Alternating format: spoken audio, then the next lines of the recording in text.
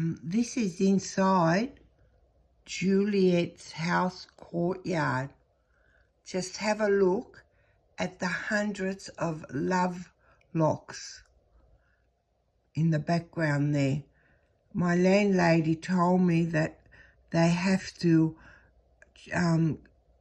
cut them all off from time to time because it just fills up so much. She also told us about the myth, I guess. If you rub Juliet's nipple, it brings you good luck. I hope you enjoyed this little interesting tidbit.